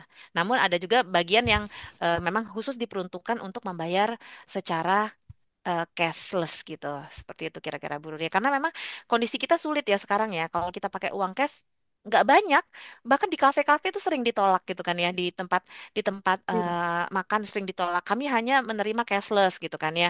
Nah, itu sulit ya kalau kita menggunakan metode amplop gitu. Bu Ruri. Kira-kira seperti itu ya. Berarti Mudah-mudahan disesuaikan terjawab. lagi dengan kebutuhan dan gimana sukanya Bu Ruri, maunya yang cash atau cashless gitu ya. Lagi sekarang memang apa-apa cashless, apa-apa kiris ya Kak, gitu. Apa-apa debit aja ya Kak, gitu. Iya, betul, betul. Tapi itu perputaran, bukan perputaran sih, pengeluarannya jadi lebih satset gitu.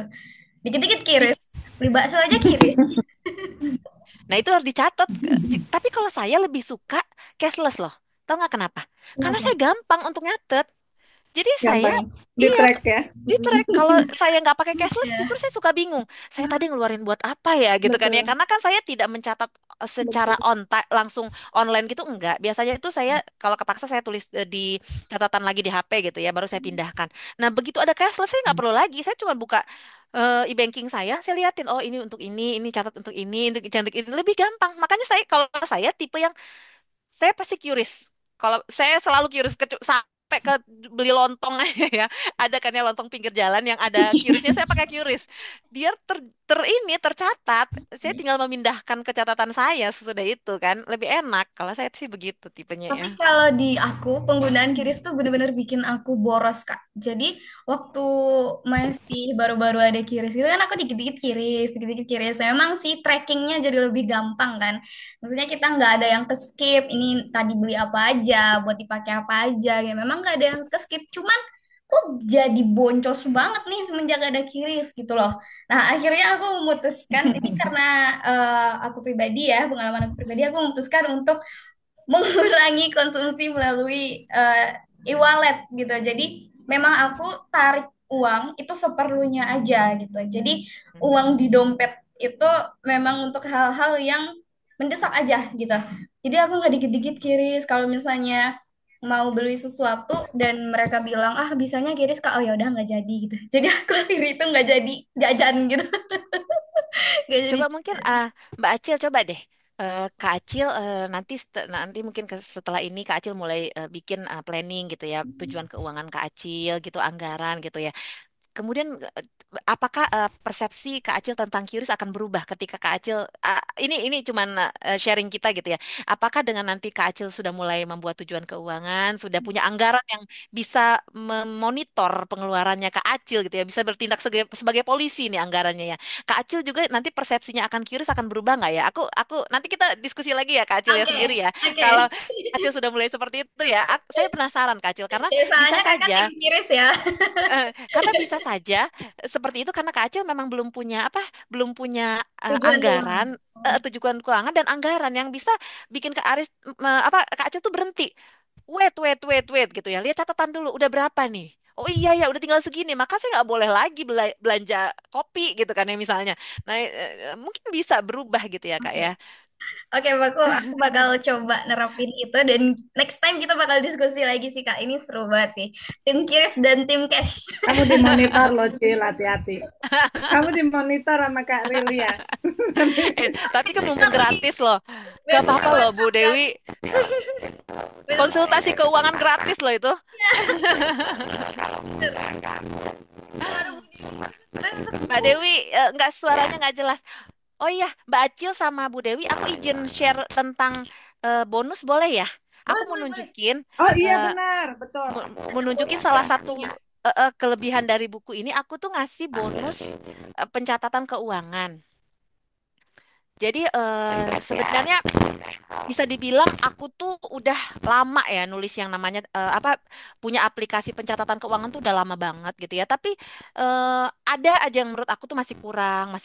Hingga akhirnya aku sempurnakan, sempurnakan. Aku minta tolong orang yang memang mengerti gitu ya. Dan kemudian terciptalah eh, eh, worksheet ini gitu ya. Jadi kalau kakak-kakak lihat ya.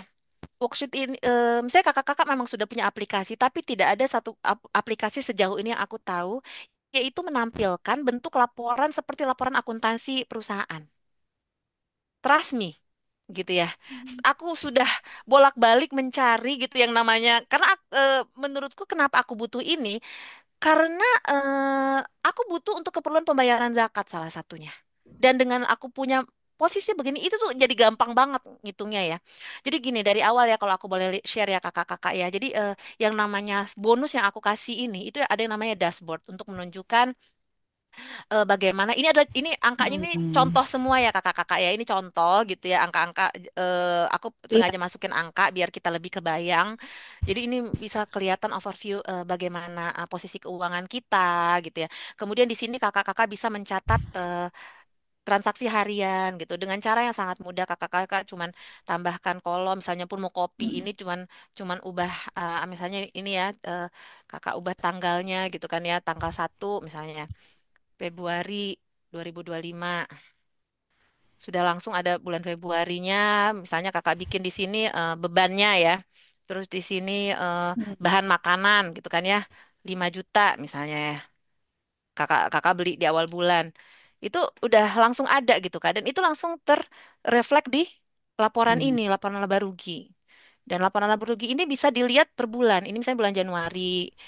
Kemudian yang tadi saya baru masukin bulan Februari gitu ya. Nih sudah langsung keluar gitu ya. Dan bahkan kalau mau tahunan juga bisa. Ini laporan laba rugi. Laporan versi akuntan ya. Jadi ini tuh model akuntan banget profesional gitu yang disesuaikan dengan kebutuhan rumah tangga. Kemudian juga ini adalah gambaran bagaimana kakak-kakak mencatat aset yang kakak-kakak punya misalnya gitu ya. Ada aset yang liquid, investasi, penggunaan pribadi, hutang, jangka pendek, jangka panjang. Nah, dari sini nanti saya bisa hitung langsung zakat di sini, Kak. Gampang banget gitu ya, langsung masukin aja yang mana karena gini, Kak, salah satu persepsi yang salah yang saya pelajari setelah saya belajar syariah gitu ya bahwa umat muslim itu kadang-kadang membayar zakatnya itu ketika dia sudah dipotong dari pendapatan bulanan, habis itu selesai gitu. Padahal ya zakat itu dari harta, bukan dari pendapatan, dari harta gitu ya. Which is kita harus hitung ulang harta Hmm. kita di akhir tahun. Nah, salah satu cara paling gampang adalah kita membuat overview keuangan yang kita miliki gitu kan ya. Kemudian udah langsung ada di sini gitu karena berapa zakat yang sebenarnya kita kewajiban kita. Dan ingat ya, zakat suami dan zakat istri itu berbeda. Itulah kenapa dipisahkan di eh, apa namanya format yang ini gitu. Kemudian juga ada financial check. Tadi kan kakak bilang pengen pengen tahu udah sehat nggak sih gitu ya kondisi keuangan kita. Nah, ini kelihatan dari sini gitu ya, dari financial check gitu kan ya. Kemudian kalau ini adalah kalau ingin mengubah kategori transaksinya kakak-kakak bisa gitu. Jadi seperti itu kira-kira ya kakak-kakak ya. Jadi kalau ditanya saya selalu tanya kalau kakak-kakak ingin jadi akuntan rumah tangga, kakak-kakak nggak perlu sekolah tinggi-tinggi kayak saya. Cukup beli buku ini aja insya Allah sudah jadi akuntan rumah tangga gitu ibaratnya ya. Jadi karena sudah diberikan penjelasan tentang proses yang ada, kemudian juga dikasih alat bantu gitu ya. Gitu ya kira-kira ya. Jadi kebayang ya bonusnya akan diperoleh seperti apa gitu kan ya. Ih, aku nggak nyangka loh Kak, bonusnya sekeren ini bener-bener loh. Ini kalau beli program keuangan pribadi keluarga kayak gini tuh, ini udah harganya udah jutaan ini. Mhm. Karirnya baik banget loh ngasih ini buat bonus. Beneran ini aku nggak apa nggak bombastis.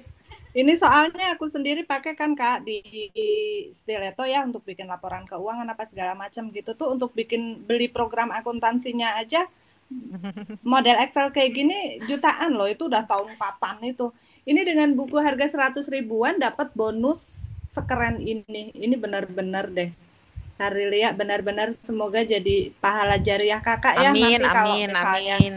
banyak yang baca bukunya terus mempraktekkan apa namanya metode pencatatan keuangan dengan baik karena ini benar-benar keren banget nginput sekali udah langsung masuk ke laporan keuangan itu ya bahkan sampai dihitungin rasionya pajaknya berapa keren banget kak aku kaget tadi ngelihat bonusnya ternyata sekeren itu jadi itu nanti terpisah ya kak ya dikirim setelah Iya, pembelian buku gitu ya iya. Nanti lewat mengisi Excel. apa men-scan apa men-scan barcode di situ, Oh, kemudian barcode ya, iya benar-benar. kemudian nanti otomatis mengisi Google Form akan dikirimkan melalui email bonusnya. Oke, Ih, beneran keren banget bonusnya.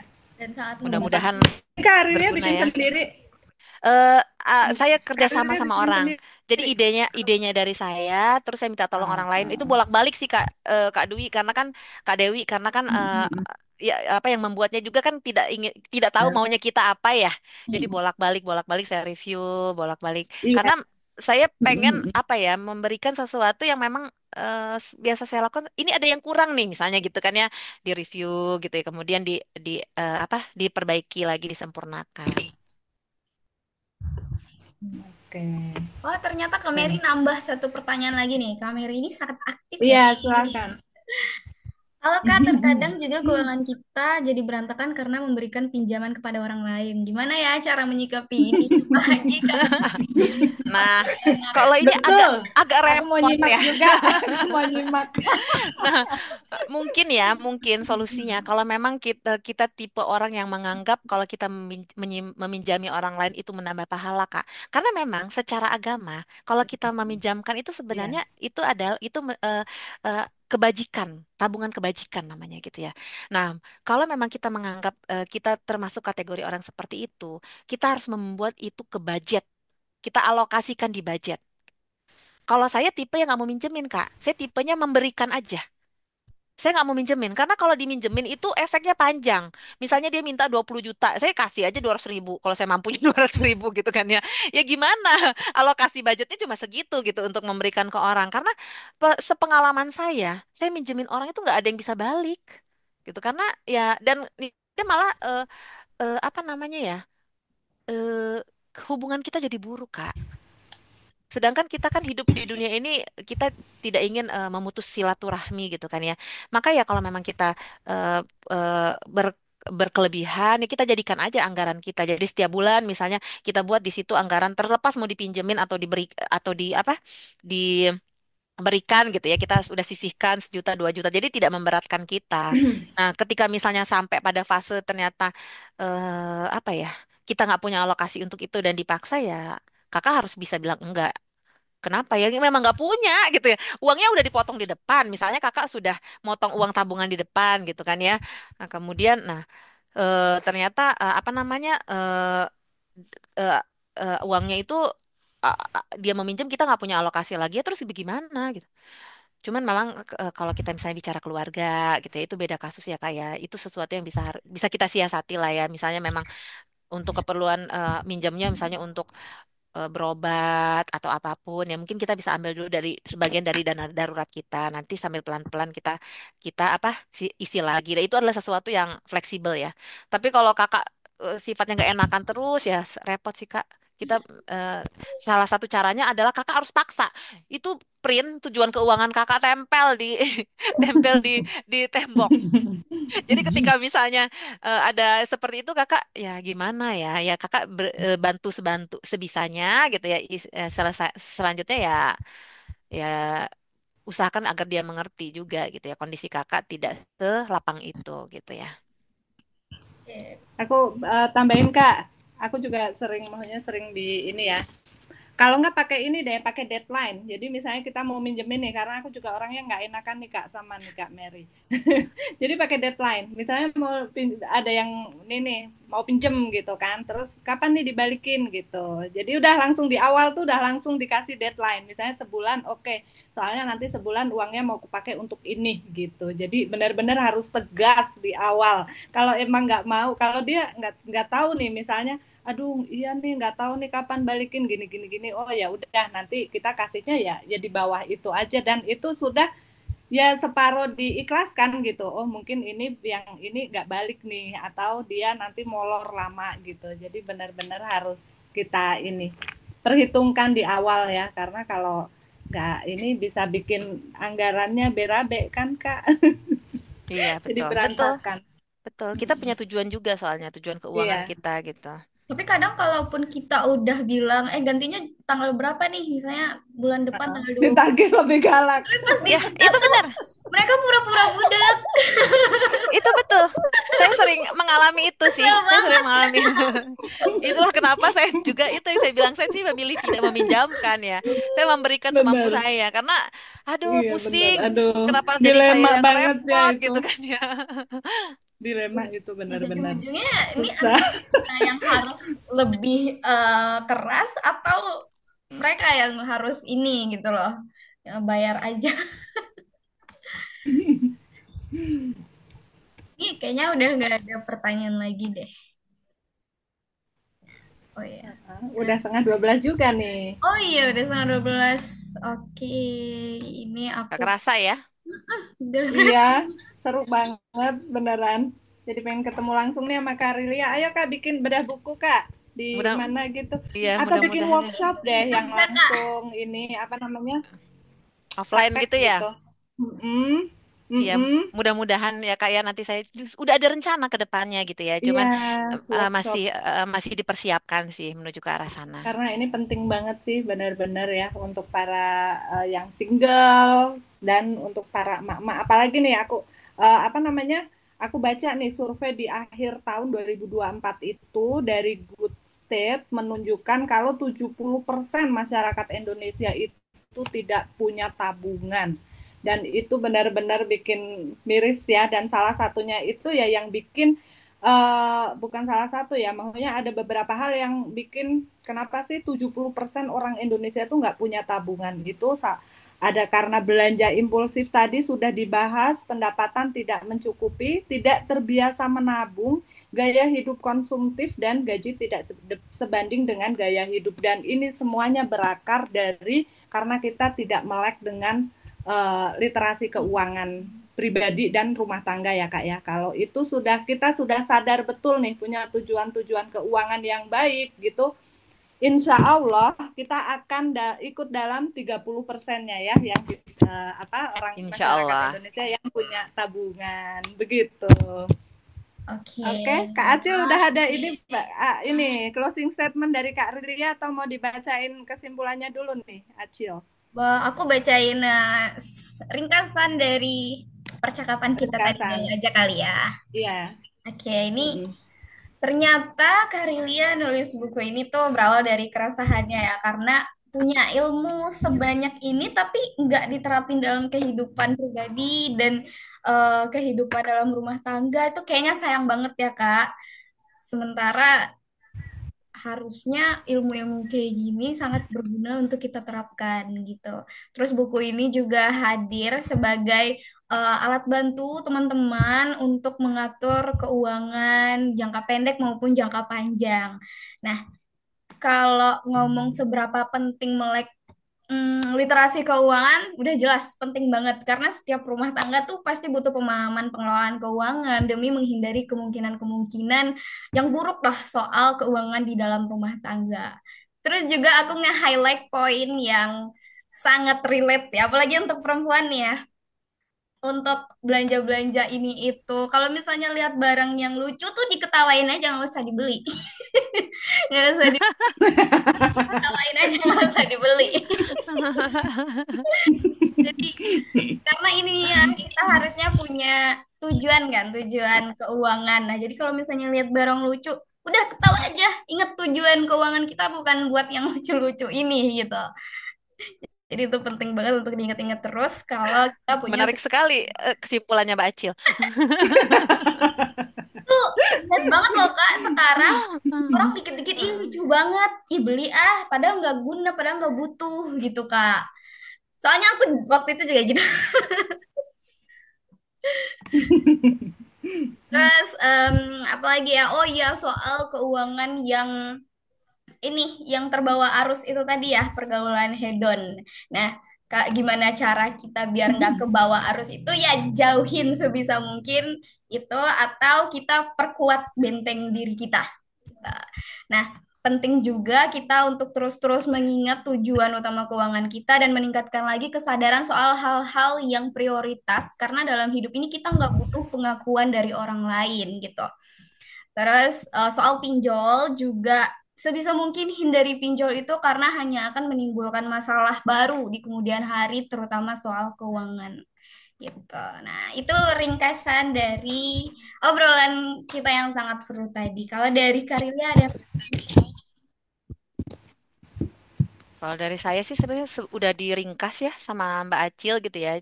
Cuman ya pokoknya ayo ibu-ibu, kakak-kakak kita sama-sama belajar bersama-sama, kita praktekkan bersama-sama, kita capai sama-sama tujuan keuangan kita gitu ya. Jadi kembali lagi saya ulang, kakak-kakak nggak perlu belajar tinggi-tinggi, sekolah tinggi-tinggi gitu ya untuk jadi akuntan rumah tangga, untuk bisa mengelola keuangan dengan baik. Kita sama-sama belajar dari buku yang saya terbitkan gitu ya.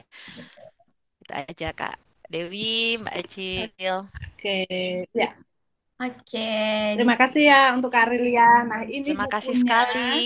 ini bisa didapatkan di langsung kontak ke WhatsApp-nya Stiletto Book atau bisa melalui Shopee, Tokopedia, dan juga tersedia di kalau versi e-booknya ada di Google Play Book dan Gramedia Digital. Begitu oke. ya, worth it banget harga 100 ribuan udah dapat buku full color tebel dengan tulisan yang sangat enak ya, dengan apa namanya, enak banget dipahami gitu, dan step by step dituntun dengan apa namanya, dengan detail dan komprehensif banget karena membahas semua hal tentang keuangan pribadi dan keluarga. Nah, terus bukunya ini buat siapa nih Kak? Bukunya Yang itu, dua giveaway. oh itu Oh tadi iya, aku minta pilihin Mbak Acil tuh. Pemenang hadiah. Iya, Mbak Acil. Pemenang hadiah. Oh, Mbak Acil, Kak Acil, ayo Kak Acil dipilih, Kak. iya karena Ecil. syaratnya dari peserta yang teraktif dan pertanyaan yang menarik. Nah, kalau dari peserta teraktif ini kayaknya Kak Mary ya Kak ya, udah nanya 3 pertanyaan nih Kak dan Mary. aktif banget di kolom Oke. chat. Satu lagi. Nah, ini Mm-mm. ada 3 pertanyaan Satu lagi. lagi untuk Yang paling menarik antara ini kayaknya ini deh. masih ada Kak Ruri, Kak siapa ya? Kak Sudaryanti sama Kak Ruri. Ya, Kak Ruri sama Kak Sudaryanti. Satu lagi siapa selain Kak Mary? Kak Sudaryanti deh. Ini menarik banget sih pertanyaannya. Oke, jadi 2 bukunya untuk Kak Sudaryanti dan Kak Mary ya. Selamat mendapatkan Yeay. buku No More Money Stress. Nanti akan dikirim ke alamat. Kakak bisa japri ke Mimin Stiletto Book. Betul. Begitu ya Kak ya. Nanti di ini alamatnya. Oke, kayaknya diskusinya cukup sampai di sini nih. Sudah lewat 10 menit ya. Maaf teman-teman karena asik banget ya. Semoga nanti kesampaian ya Kak. Kita bikin acara offline gitu, workshop tentang